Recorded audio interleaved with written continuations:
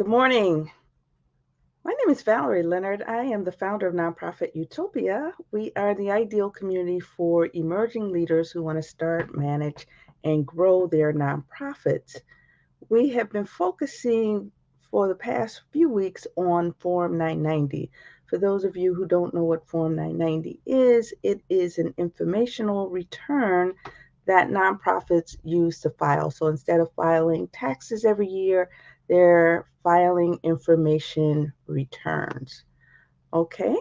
So what happens here instead of, filing taxes, just filing the financial information, you're also disclosing how the organization is managed. So there are a number of questions that give the IRS a sense for how well your organization is being managed. But as we have learned over the past few weeks,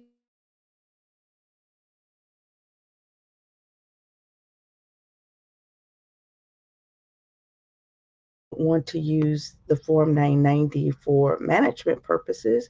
It helps you to make, sound decisions, but, other stakeholders, and we'll get into that, will also be interested in understanding your Form 990. So when we talk about ethics, we're basically talking about, an organization's sense for what's right, what's wrong, and their core values, right? And your Form 990 is not going to be used necessarily to uncover things like fraud, but it will really give you a really good sense as to where an organization's heart is, so to speak, and what their values are. They can state what their values are, but then when you look at the evidence presented in the 990, that can give you another look, right?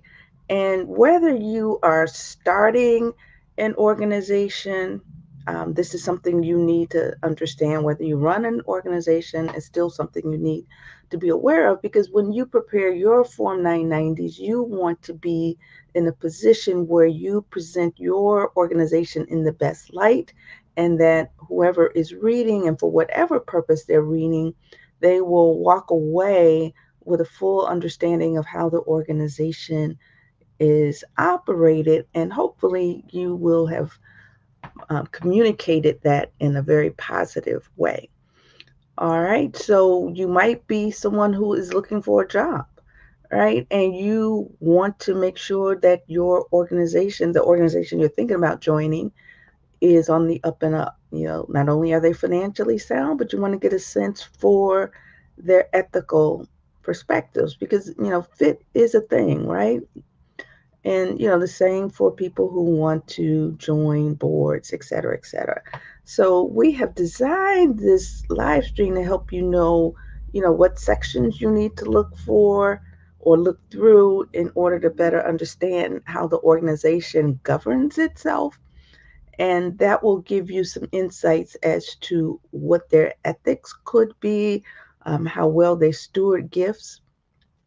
You will also learn how to identify red flags, how to take corrective actions, because sometimes the information on the Form 990, it may not be inaccurate, but it still may be presented in a way that might raise questions.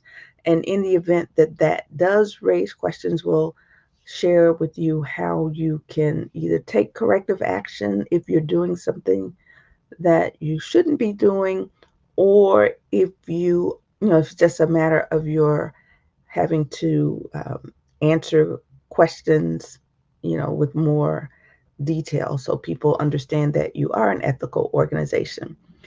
And we will also help you to use this disclosure process. And remember, this is disclosure and not necessarily to pay taxes, but it will give you an opportunity to uncover ethical issues, not only for your organization, but for other organizations. Again, different people have different reasons for looking at Form 990.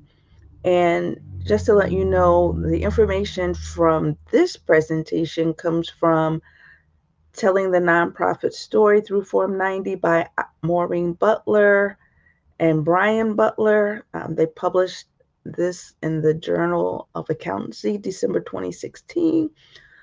How to read the IRS Form 990 based on the 2010 IRS Form 990. And this is Peter Swords, Daniel Myers, Victoria Bjorlin, Jonathan Small, and they're with the, at least at the time, they were with the Nonprofit Coordinating Committee of New York. Information also comes directly from the IRS as of this morning, and also from my own experience. So I can be reasonably assured that the information I'm sharing with you is not only relevant, but it is accurate. And as I indicated before, Form 990 is not a tax return, even though it looks dangerously close to one. It's not so you file taxes, but it's a disclosure form. It is basically disclosing financial activity, your governance activity. And when I say governance, I'm talking about, what happens with the board and how you shepherd gifts. It is also a form that you can disclose your management activity. So it's chock full of really really good information, and I really think that we as professionals, as a group, don't really take stock in the Form 990 like we should. Typically, the people who are most concerned about the Form 990 are the accountants, the CPAs, but we all should be very, very keenly interested and aware of what's in Form 990, why it's used, what the consequences of not filing are. All right, so Form 990 is due 5.5 months after your fiscal year. So whenever your fiscal year ends, be it June 30th, August 30th, September 30th, October 31st, whatever, you count 5.5 months into the future, and that's when your Form 990 is due. And every organization has to file Form 990, whether you make one dime or not. The type of form you fill is pretty much dependent on how much money you're making, and there are people who file the 990 in postcard, who have, I believe, under $25,000. I would recommend that you not file the postcard, but just do a 990 EZ, which is the short form, or even a Form 990. That puts you in a position where you are disclosing information that could help you to market the organization. The Form 990 really has almost no information other than your name, rank, and serial number. And as a result, people are not really tracking that, and they don't have any idea how you're running your organization. All right, so who reads Form 990 and why? There are people other than Valerie Leonard who are interested in Form 990. Obviously, the IRS, that's their form. They're using that form to glean information that will help them to understand, one, how the organization is being managed, how it's being governed by the board, and it also helps them to help us put practices in place that will help us to be better stewards of our organizations. So, believe it or not, the IRS is interested in more than just being an enforcement agency. Obviously, people who give money to us, they're interested in understanding our financial performance, but they also want to get a sense for, what our policies are, how we govern and steward gifts, right? They also want to understand too whether or not our mission, our stated mission, is supported by our activities. People, as I indicated before, who are looking to work for your organization, people who are looking to volunteer, people who are looking to be board members, people who are looking to partner. So relevant stakeholders, they want to be sure that your mission and accomplishments, are in a line. So your mission, accomplishments, and activities. And they also want to make sure that the organization they're joining is on the up and up. They don't want to join and then within 24 hours find themselves on the 6 o'clock news because something went awry. So they're going to be interested in evaluating what's in the Form 990. If you are interested in getting a loan, so federal lending agencies, as well as banks and other creditors, they want to understand, not only the financial performance, but they want to understand how the organization is managed and governed. People who are interested in working for you as a consultant, they'll use the information in the Form 991 to determine your credit worthiness. Is it worth their while to do business with you? But they also want to understand, what your value systems are. And then other external evaluators. So they will use the information from the Form 990 as well as other information that is at their fingertips to determine, how sound of an investment this organization might be, how well you adhere to generally accepted accounting principles, how well you adhere to best practices, your structure, your policies, compliance structure, and all of that good stuff. So, all of that is a review from the past few weeks, and so is this slide. I just wanted to share with you, the top portion of a Form 990. As you can see, just basic information, just like, it's very similar to what you will find on your Form 1040. So basic information. And today we're just going to focus on those areas that will help you to drill down and see, how ethical the organization you're looking to join or invest in is. And there's also a way for you to position yourself, in your responses so that you can portray your organization in the best light. And for our purposes today, the most ethical light. Obviously, the financial and governance sections are important, but we want to show you how people can read between the lines and get a sense for how well you steward gifts and what your ethics are. And when we speak of ethics, we're talking about a sense of morals and accountability, a sense for right and wrong. And even though your Form 990 does not explicitly give you that, you, like I said, you would read between the lines. So the first section you would be focused on is part 5, and that helps you to understand how the IRS would cross reference information that you disclose on Form 990 with information you give in other places. Now, you may or may not be able to directly get this information. You can get it for yourself, right? But if you're looking at other organizations, you might have to do some FOIA requests in order to get the information.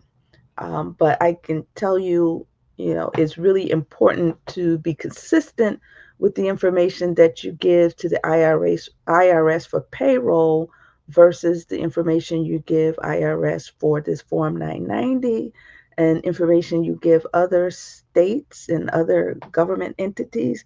Because at some point, especially in the age of artificial intelligence, when it's so much quicker, at some point there's going to be someone who is looking at all of that stuff across the board, and they'll be looking for discrepancies. And if there are discrepancies in the information that you give one entity versus another, you can expect to get a call, all right, or a letter, to explain some of those differences. And it's good for you as you're preparing this, and working with your auditor, if indeed you have your auditor working on it.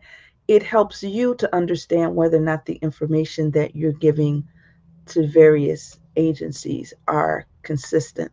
The degree to which you're telling the same story and is consistent across the board, that tells the IRS and other people who have access to all of these different databases, that lets them know that that you are a wise steward, a good steward over the resources that you're giving.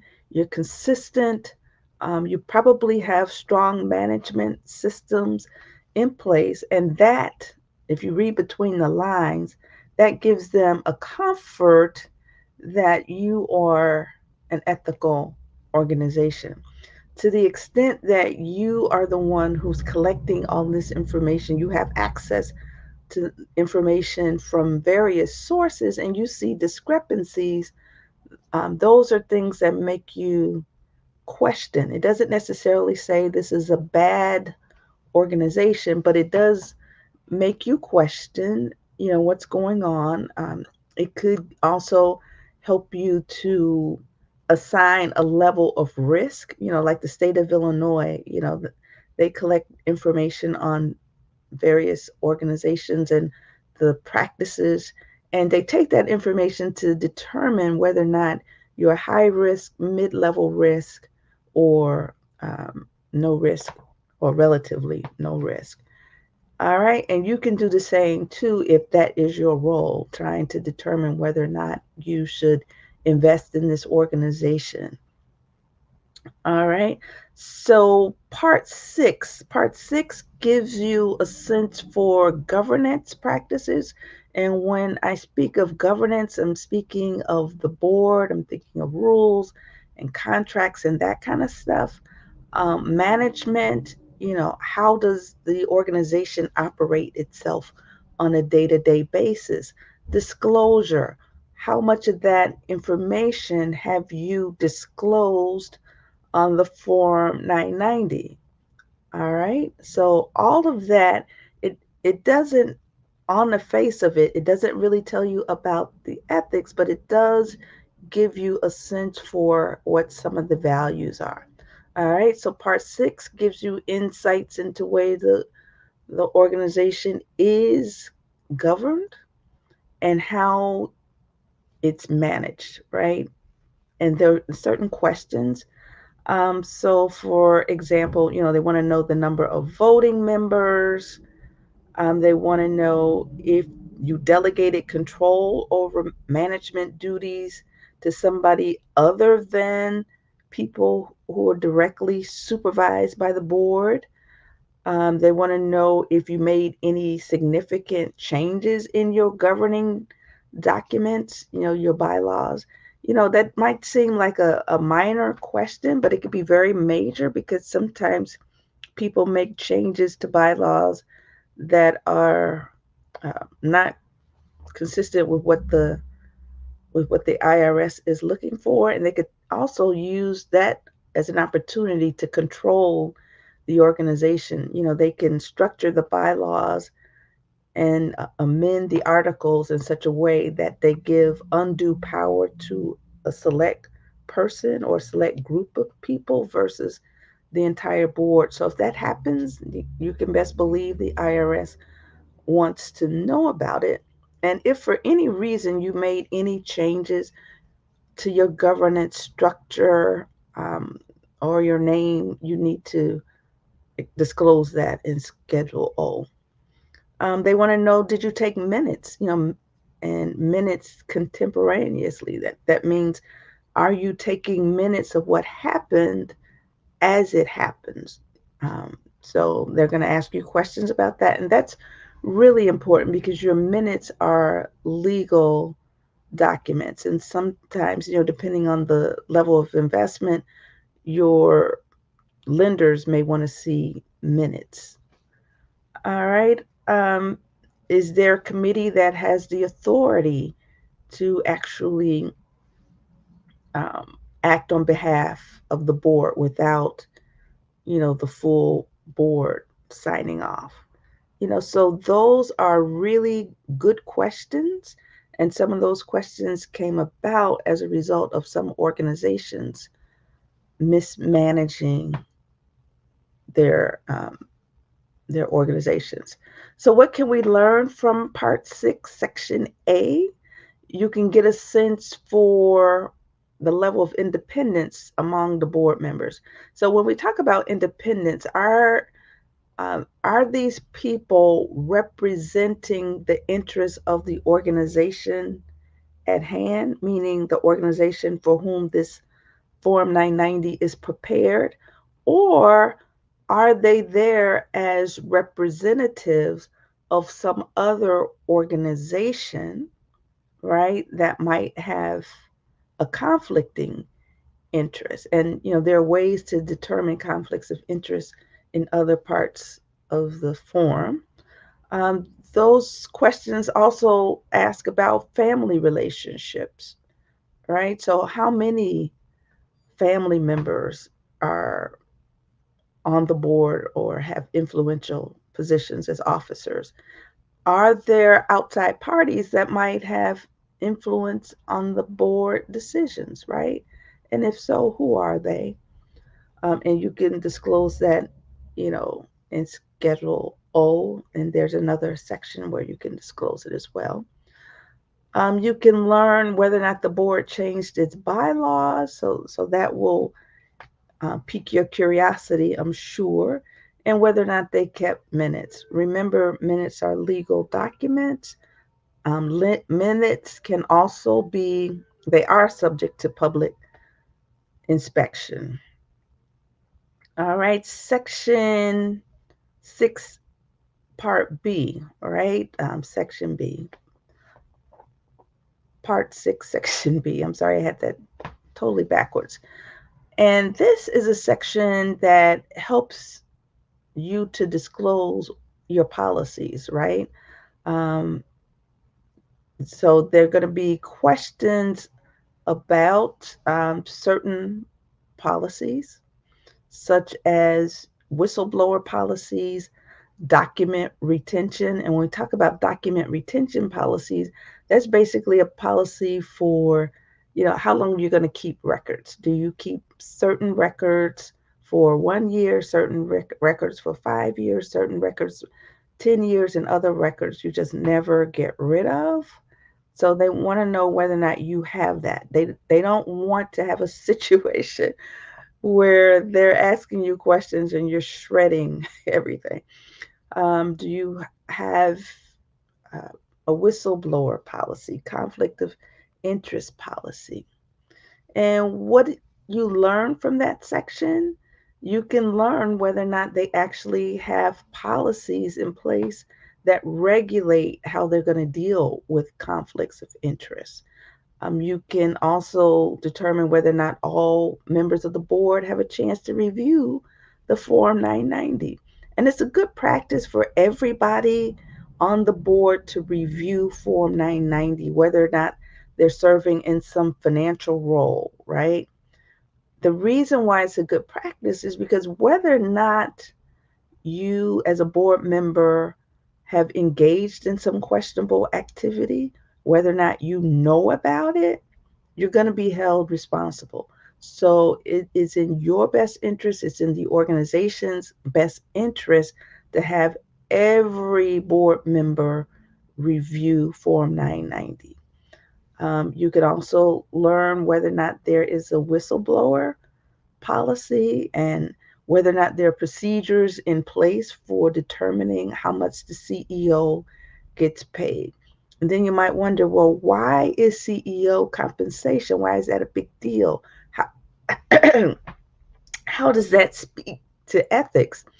Well, if excuse me, if you are paying your CEO much more than market value or market rate, so to speak, that is going to raise a red flag. And it could be cause for more questions, not only from the IRS, but other stakeholders. All right, so section C of part 6, this is the disclosure section, and you indicate here how you're disclosing information. So, how are you sharing the Form 990? Is it on your website? Is it also available on others' websites? Are you making it available upon request? Are there other ways that you are sharing the information on Form 990? So, if so, you go into detail on Schedule O. All right. And Schedule O, that's kind of a catch all to explain things that are not readily apparent. So you can use your opportunity on Schedule O to describe your various policies and why it's important and how it's been helpful to the organization, right? So you can go over and beyond the call of duty of just checking boxes, that indicate yes or no. You can also kind of tell a story about how this disclosure and how these policies help the organization run more effectively, how it also impacts your capacity. All right, so when we look at section C, what can we learn? We can get a sense for whether or not you have policies and practices in place to disclose critical documents, again, such as your conflicts of interest policies and your Form 1023. And Form 1023 is the application for tax exempt status. All right, so part 7, that's another area of interest, right?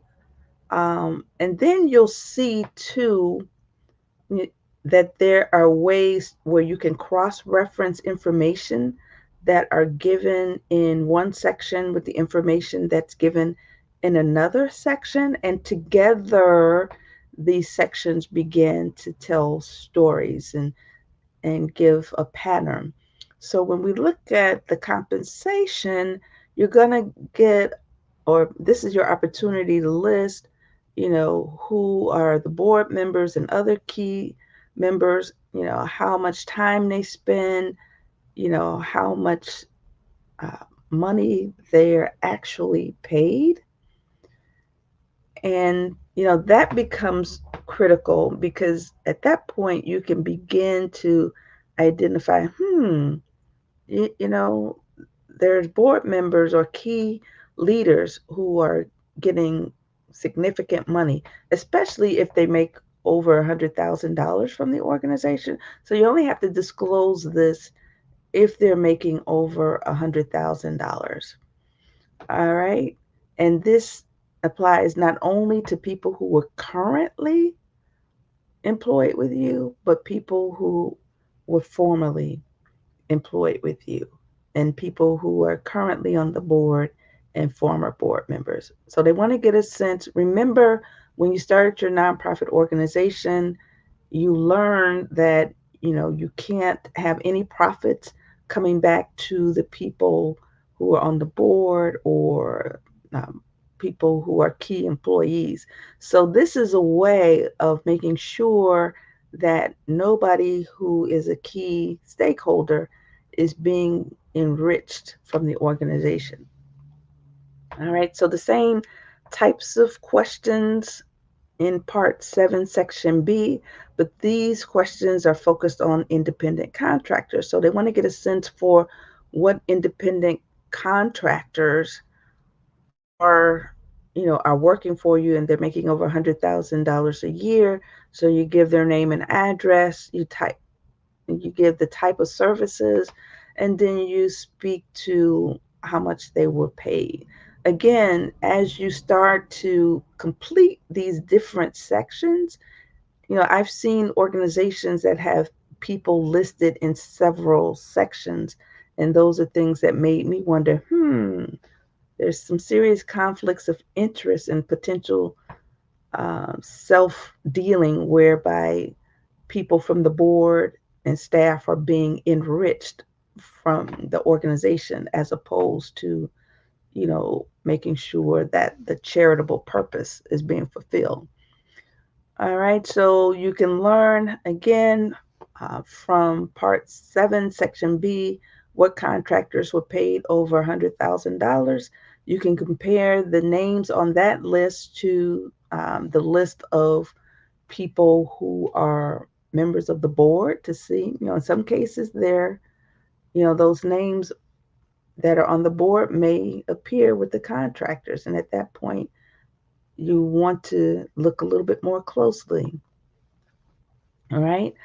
Um, Another area that you might find of interest would be Part 9, the Statement of Functional Expenses. So, generally, what this is looking at is how the organization spends their money, right? And they're dividing their expenditures into three different categories. One category being the programs and services. The second one, and that's column B, the second category being, any management and general administrative expenses. And then column D being fundraising expenses. So you add all those together and get a sense for your total. So this will help you to disclose, how much money is going into those different categories, but is helping other stakeholders understand. So, what percentage of your money is actually being spent on program? What percentage is actually going to admin? And what percentage is going to fundraising? And as a rule of thumb, and each organization is different based on the activities, based on the sector, based on how old the organization is. As a rule of thumb, you typically want to make sure you're spending no less than 70% of your funding in program. Um, Anywhere from 10 to 15% can be used for fundraising, anywhere from 10 to 15% can go into admin. And it's also important to know, too, that these are what they call allocations, and they may not necessarily line up line for line with functions of the people. So, for example, typically speaking, your personnel costs can be anywhere from 70 to 80% of the organization's costs, right? If you were to put all those expenses into admin, I think the IRS and everybody else will be looking at you sideways, right? Because we tend to think of personnel as an administrative cost, but it takes personnel to actually run those programs. It takes personnel to actually fundraise. So at that point, you need to determine, what percentage of their time is spent on program XYZ, how much of their time is spent on fundraising, and how much time is spent on fundraising. All right, so that's another class for another day. I'm sorry I spent so much time on it. All right, so what can we learn? We can learn how healthy the organization, and this is part 9, the statement of functional revenue. We can learn whether or not the mix of program, administrative, and fundraising expenses is appropriate. Now, like I said, appropriate is going to vary from organization to organization, from sector to sector. If you're someone whose job it is to determine whether or not you're going to make an investment in those organizations, it may be helpful for you to look at those costs, not only for the organization you're thinking about investing in, but look at similar organizations that are in similar locations that do similar work, and see what their mix is. And if you see that the organization that you're about to invest in has a mix that's significantly different, you know, meaning that, things like, not enough money is going into the program, that may not cause you to not invest, but if you're going to have a conversation, it will be one of the things that you would ask a question about. And if the question is satisfactory to you, you can go ahead and invest. All right. Um, Part 12, financial statements and reporting. All right, so this lets the reader know the accounting method that's used for Form 990. Is it cash? Is it accrual? Is it some other method? And I can tell you, if you want to present your organization in the best light, um, meaning that you are an organization that manages your finances using generally acceptable or accepted accounting principles, accrual might be the best way to go, right? There are organizations that do just as well. They're more conservative using the cash basis, but the accrual accounting method is considered generally acceptable. All right, so you can also learn who prepared the statements and whether or not the statements are audited, whether they were compiled by someone outside the organization, whether they were compiled by someone in the organization. So, what can we learn from part 12, accounting method used? We can learn whether or not the people who prepared the statement are independent or if they are people who are subject to, the rules of, the authority of the organization.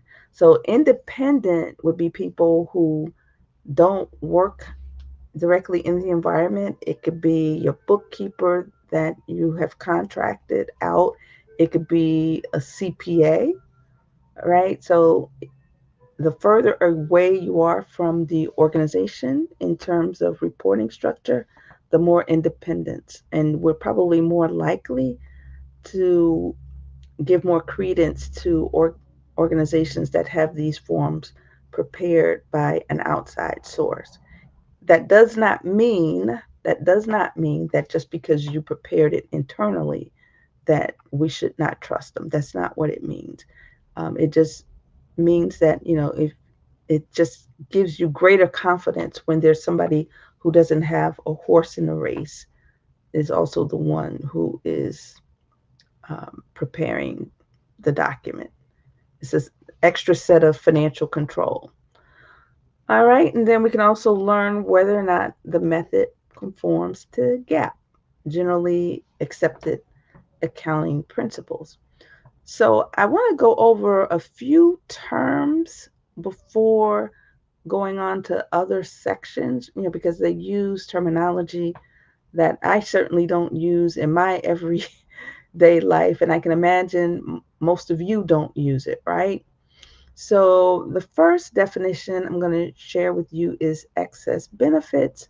So, excess benefits, in a nutshell, they're transactions where the organization is paying over market value, right?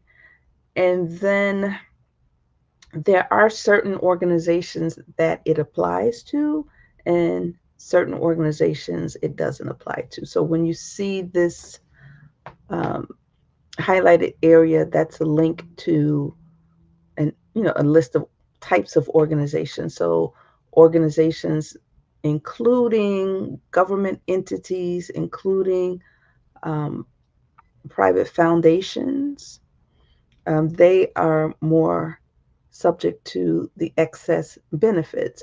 However, if you are not one of those organizations and you're still paying more than market value to, you know, people on your board or people that your board members have relationships with, that becomes questionable as well.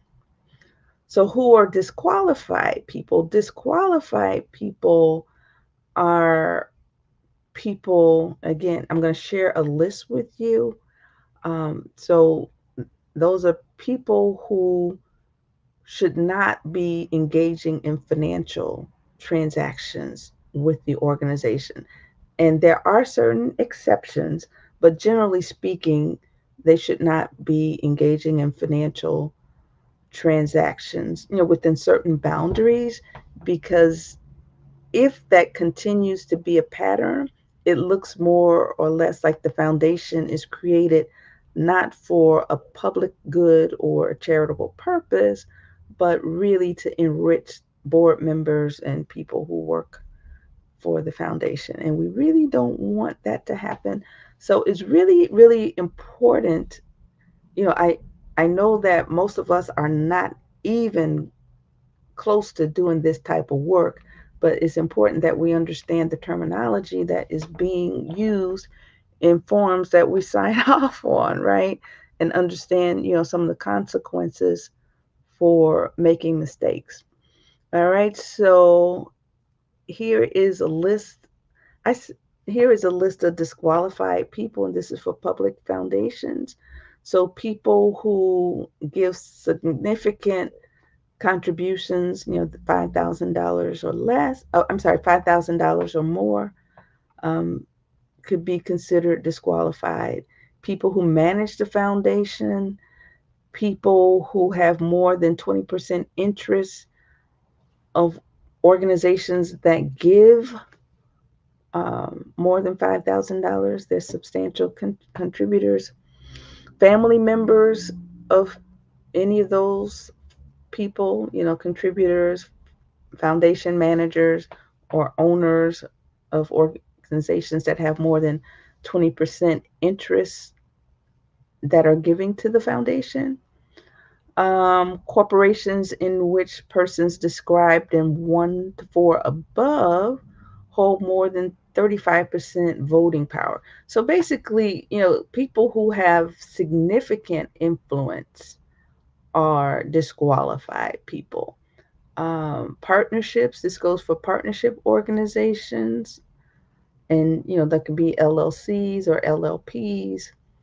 Um, Trusts or estates in which persons described above have more than 35% of the beneficial interests.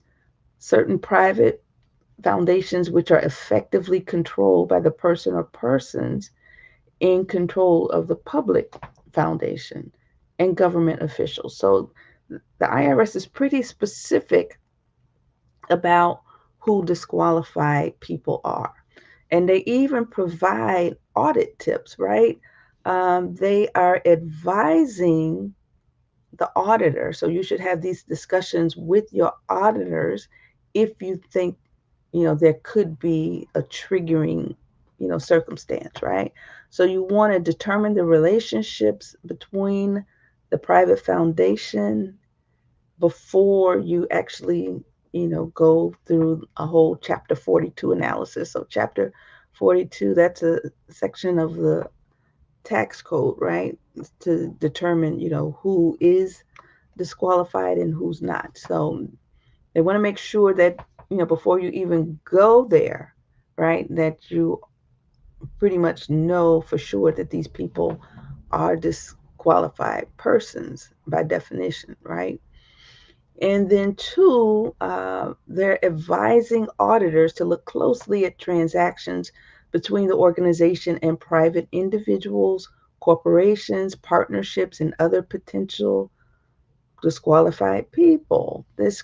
These transactions could be the sale or exchange or leasing of property, the lending of money or other extension of credit, furnishing of goods, services, or facilities, payment of compensation, transfer to or by use for the benefit of the income or assets of an organization. All right. So if you're transferring income from one organization to another, we need to look at who stands to benefit. If they stand to benefit and they are part of your board, or if they're an officer or a key employee, that needs to be disclosed. And again, this is not work that most of us do, but if we're running organizations, if we're members of the board of organizations, we really, really need to be aware of, you know, of this policy, so to speak, because one, we're going to be judged by it. Two, we could be engaging in activity that's going to cause people to, you know, take a second look at us and look not so great, right? So, for example, I can remember running an organization that made grants in the community. And prior to us becoming a 501c3, we were acting in an advisory capacity, the steering committee and I as the person who was managing the project. So as long as we were in an advisory capacity, it didn't matter that some of us receive grants as long as we were adhering to a, a policy, a conflict of interest policy where we disclosed the conflict. We didn't um, vote on our own gifts and, make it clear I didn't receive a gift, but there were people on the steering committee who did get grants. So that had to be disclosed. Once we became a separate entity, the people who were on the steering committee, they no longer were steering committee. They were no longer in advisory roles. They were board members. So at that point, it was more critical that we had conflict of interest policies in place. And in fact, we in our bylaws indicated that they could not even get a gift, right? It was very important. We didn't even want to raise, um, we didn't even want to be viewed, right? We didn't even want to give the appearance of a conflict of interest. So our conflict of interest policy stated that board members could not get grants. All right. So enough of that. And for those accountants and financial people in the room, there are situations in which transactions with disqualified people can be allowed, and you would have to go and review Section 42 of the IRS code. Uh, that's another lesson for other people. That's above my pay grade, but just so you know, with everything, there are exceptions. All right, so having given those definitions, I want to show you where you can find where these are applied, right? So Schedule L, in Schedule L, Part 1, excess benefit transactions. So if any of the people who are disqualified people are getting any financial benefit, a contract, it could be you not they could be charging you rent, you could be paying somebody on your board. If they are getting money that's above market rate, then that's a cause for concern, and that gives an indicator of the ethics of your organization. I can also remember seeing the Form 990 of an organization where they disclose the benefit, the excess benefit transaction, right? They indicated the board member who got it, and the board member, so the board member also was getting a salary. So that looked very suspect. And just so you know, if you start establishing patterns where it looks like board members are benefiting from the organization financially or politically more so than the general public is, if they look more like they're enriching themselves than helping the community, they can be they can lose their tax exempt status and then have to pay taxes. Alrighty, so here, Schedule L Part 2, again, they're looking for loans to and from interested persons. So not only does this apply to foundations, but it also applies to all organizations. So they want to get a sense for whether or not people on your board, people who are employees, people who are volunteers, people who are partners, people who are business partners, anybody who has some sort of financial interest in your organization, or even if it's an elected official, right? Um, if they're getting loans, you need to disclose who that person is, their relationship to the organization, why the loan was given. Um, was it to the organization or was it from the organization? They want to know how much the original loan was and how much of the balance is still outstanding, whether or not the loan was in default. Was it approved by the board or a committee of the board? And is there a written agreement?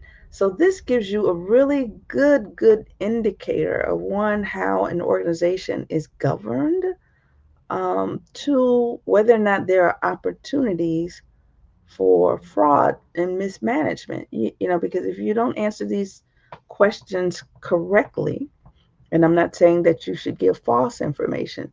And when I say correctly, if you're not given a satisfactory answer, if your answers suggest that people from your board or people who work for you are getting enriched at the expense of the community, that's a red flag, right? I know of an organization who had a board chair. He got a loan. They were in the business of helping small businesses.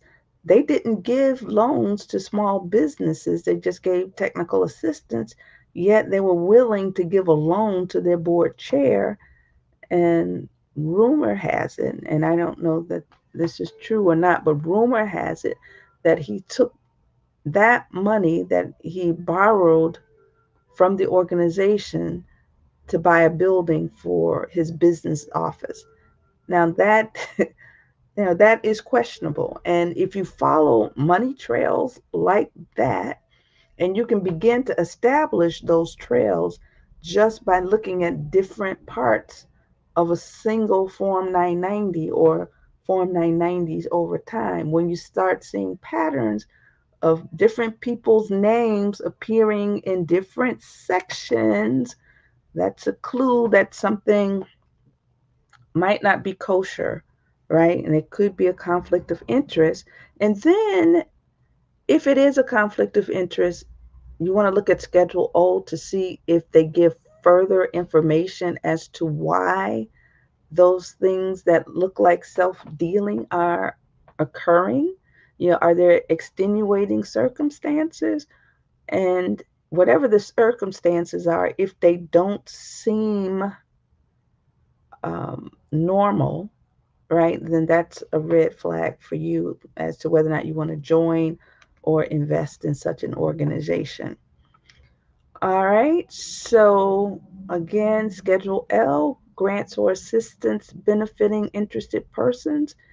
If you are giving grants to interested people, and when we talk about interested people, we're talking about board members, we're talking about employees, we're talking about partners of the organization, and we're looking at others who may have some sort of relationship. So you're going to indicate the name of the interested person or organization, the relationship between that person and your organization, the amount of the grant, the type of assistance it was. Was it a personal grant, a grant for personal purposes or for some business purpose, right?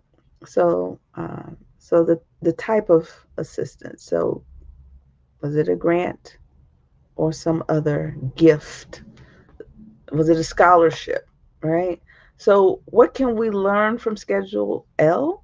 Again, the potential for conflicts of interest, um, the extent of self dealing amongst members of the organization, and the potential for board members to gain at the expense of the organization.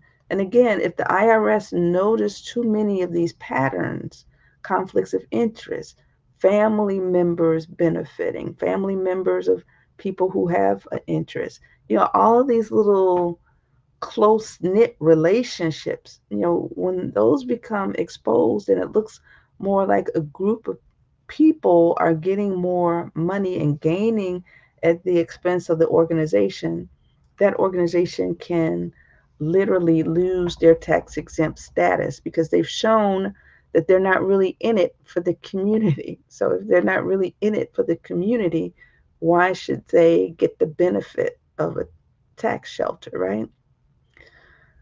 All right, so if you have any questions, feel free to post in the comment section. All right, and I will respond. Okay, there doesn't look like there are any comments. So if you have any questions or comments later on, feel free to post and I will get back to you. All right. Thank you so much. And be sure to tune in next week when we're going to talk about how Form 990 can be used for performance management purposes. All right. You take care. Bye bye.